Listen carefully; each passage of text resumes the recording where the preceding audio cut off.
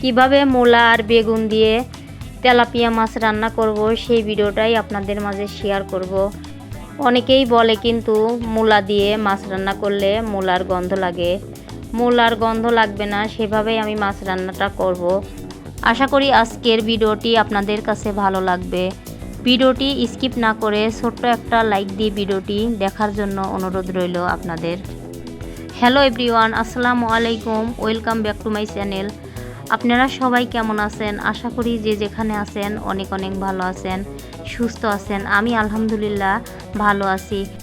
দেখুন, এখানে আমি মাছ রান্না করার জন্য যা যা নিয়েছি: আলু কেটে নিয়েছি, মরিচ কুচি করে নিয়েছি, আদা বেটে নিয়েছি, মূলাটা পাতলা করে কেটে নিয়েছি, বেগুন পাতলা করে কেটে নিয়েছি। আর এই দেখুন মাছগুলো আমি এখন মরিচের গুঁড়া, হলুদের গুঁড়া, লবণ দিয়ে সুন্দর করে মেখে রেখে দেব কিছুক্ষণ। দেখুন দিয়ে দিলাম, সুন্দর করে আমি মেখেও নিয়েছি। ভালো করে এভাবে করে ভিতরে মশলাগুলো ঢুকিয়ে মেখে নেব। এখন আগে আমি মাছগুলো ভেজে নেব। দেখুন, একটা কড়াই দিয়ে দিয়েছি, তেল দিয়ে দিয়েছি, আর একটু লবণ দিয়ে দিলাম। লবণ দেওয়ার কারণ হচ্ছে যদি মাছটা লেগে যায়, এভাবে যদি আগে লবণ দিয়ে খুন্তি দিয়ে এভাবে নেড়ে চেড়ে মাছগুলো দেন, মাছগুলো কিন্তু লাগবে না। এই প্রসেসটাও কিন্তু জানার বিষয়। দেখুন, আমি মাছগুলো দিয়ে দিয়েছি। এখন এক পিঠ হয়ে গেছে, উল্টা দিলাম। উল্টা দেওয়ার পরে আমার মাছগুলো হয়ে গেছে। এভাবে করে সম্পূর্ণ মাছ আমি ভেজে নিলাম। এখন আমি আলুগুলো ভেজে নেব। দেখুন, আলুগুলো লম্বা করে কেটে রেখে দিয়েছিলাম লবণ আর হলুদের গুঁড়া দিয়ে। সুন্দর করে একটু লাল লাল করে আলুগুলো ভেজে নেব। দেখুন, এভাবে করে আলুগুলো আমার ভেজে নেওয়া হচ্ছে। এখন কিন্তু শীতের সময় আসতেছে, বেগুন দিয়ে, মূলা দিয়ে, আলু দিয়ে মাছ রান্না কিন্তু খুবই সুস্বাদু হবে। আর এখন দেখুন, পেঁয়াজ দিয়ে দিলাম। পেঁয়াজ বেরেস্তা করে জিরা দিয়ে একটা মশলা বানিয়ে নেব। এই মশলাটা কিন্তু আমি সব সময় মাছ রান্না করার সময় এই মশলাটা বানিয়ে নিই। আমার কাছে এই মশলাটা দিলে মাছ রান্নাটা খেতে ভালো লাগে। দেখুন, আমি মশলাটা উঠে নিয়েছি। এখন মূলাগুলো দিয়ে দিলাম। হলুদের গুঁড়া, লবণ দিয়ে মূলাগুলো একটু ভেজে নেব, কারণ মূলাটা গন্ধ হয়। এই জন্য মূলাটা যদি এভাবে একটু ভেজে নেই তাহলে মূলাটার গন্ধ কিন্তু আর থাকবে না। দেখুন, নাড়াচাড়া করে মূলাটাও কিন্তু আমার ভাজা হয়ে গেছে। এখন আমি বেগুনটা দিয়ে দেবো। মূলাটা যেহেতু আমার ভাজা হয়ে গেছে, এখন দিয়ে দেব পেঁয়াজ কুচিগুলো, যে পেঁয়াজ কুচিগুলো করে রেখে দিয়েছিলাম। দিয়ে দিলাম আদা বাটা, দিয়ে দিলাম মরিচ কুচি। আর মাছ রান্নাটা কিন্তু আমি সব সময় পেঁয়াজ কুচি, মরিচ কুচি দিয়ে করে থাকি। বেটে দিলে আমার কাছে ভালো লাগে না। আমি অনেক দিন ধরে এইভাবে কুচি করে মরিচ পেঁয়াজ দিয়ে রান্না করি। দেখুন, দিয়ে দিলাম লবণ, হলুদের গুঁড়া দিয়ে দিলাম, মরিচের গুঁড়া দিয়ে দিলাম। এখন সুন্দর করে এভাবে নাড়াচাড়া করে কষিয়ে নেব। একটু পানি দেব কষানোর জন্য।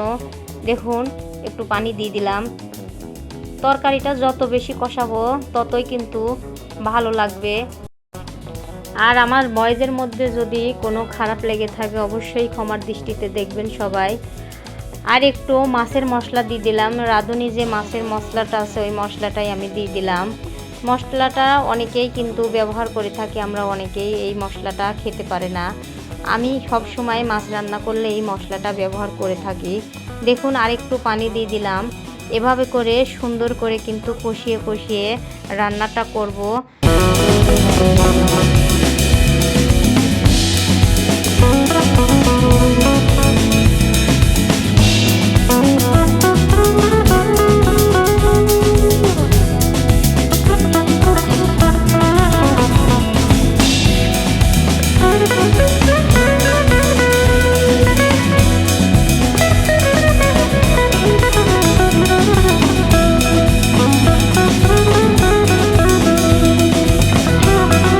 এখন আমার কষানো হয়ে গেছে, দেখতেই পাচ্ছেন তরকারির কালারটা কিন্তু অন্যরকম হয়ে গেছে। এখন আমি ভেজে রাখা আলুগুলো দিয়ে দিলাম। আলুগুলো দেওয়ার পরে একটু নাড়াচাড়া করে কিছুক্ষণ পরেই আমি কিন্তু ঝোলটা দিয়ে দেব। দেখতেই পাচ্ছেন আলুটা আগের থেকে ভেজে রেখে দিয়েছিলাম, এমনিতেই কিন্তু সেদ্ধ হয়ে আছে, এই জন্য আলুটা আমি পরে দিয়ে দিলাম। এভাবে করে সুন্দর করে কষানো হয়ে গেছে। এখন দেখুন, ঝোল দিয়ে দিলাম। যেহেতু ঝোল রান্না করব, ঝোল একটু দিতে হবে। পরিমাণ মতো ঝোলটা দিয়ে দিয়েছি। দেখুন, এই রান্নাটা কিন্তু খুবই লোভনীয় হয়েছিল। আর এমনিতেই বেগুন আর মূলা দিয়ে মাছ রান্না খেতে ভালো লাগে। যে মাছই রান্না করেন, আর এই শীতের মধ্যে তো কোনো কথাই হবে না। অনেকেই কিন্তু এইরকম করে মাছ রান্না করে বেগুন দিয়ে রাতে রেখে দেয়, সকালবেলা ঠান্ডা ভাতের সাথে খায়। এখন দেখুন শিলপাটায় বেটে রেখে দিয়েছিলাম পেঁয়াজ দিয়ে, জিরা দিয়ে, যে মশলাটা, ওই মশলাটা দিয়ে দিলাম। আর আমার মাছ রান্নাটা কিন্তু প্রায় হয়ে গেছে, আর কিছুক্ষণ জাল করব। জাল করার পরেই আমি মাছ রান্নাটা নামিয়ে নেব। নামিয়ে নিয়ে আপনাদের দেখাবো কেমন হয়েছে। নামিয়ে নেব, হয়ে গেছে, দেখতেই পাচ্ছেন। দেখুন নামিয়ে নিয়েছি, কত সুন্দর একটা কালার আসছে, দেখতেই পাচ্ছেন। কালার শুধু না, খেতেও কিন্তু লোভনীয় হয়েছিল, মজার হয়েছিল। বেগুনের তরকারি মানে লোভনীয়। যে তরকারি বেগুন দিয়ে রান্না করেন না কিন্তু খুবই সুন্দর হয়। দেখুন এখন একটা প্লেটে উঠে দেখাচ্ছি কেমন হয়েছে।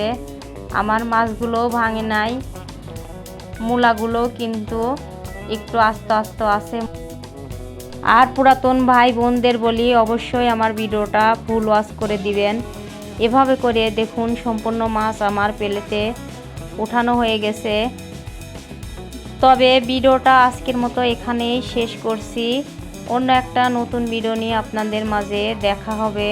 ততক্ষণে সবাই ভালো থাকবেন, সুস্থ থাকবেন, সবাই সবার প্রতি খেয়াল রাখবেন। আল্লাহ হাফেজ, আসসালামু আলাইকুম।